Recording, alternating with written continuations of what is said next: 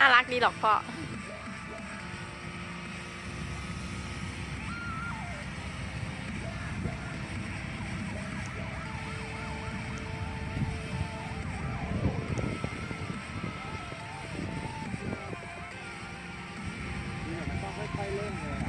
กลับมาต่ำลงก็ได้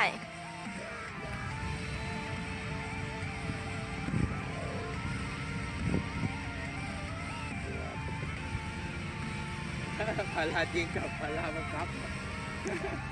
เดี๋ยวเผื่อเสียสมาธิเขา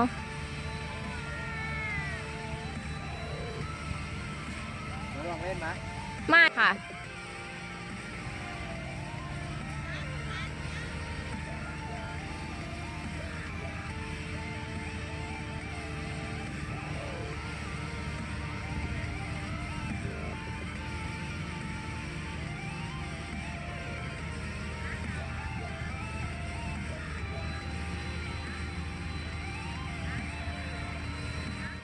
ลงมา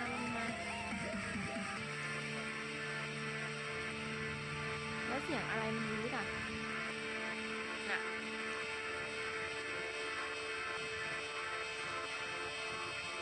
เห็นนะ เห็นลมมันพัดมาไงแล้วถ้าเราเล่นได้นี่มันก็จะแบบเร็วมันจะน่าดูเลย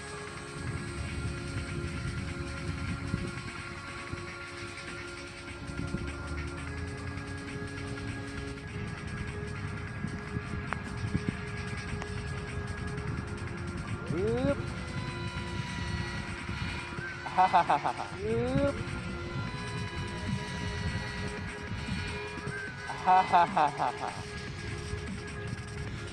ลองตีลังกานะครับ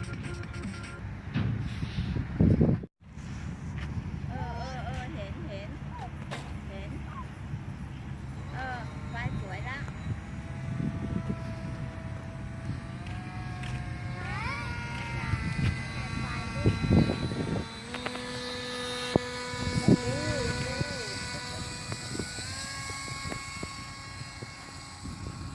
นี่ก็สเต็ปที่ 2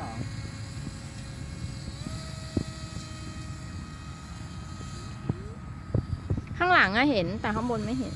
นี่สเต็ปที่ 3ก็พริบเลย เลี้ยวกลับมา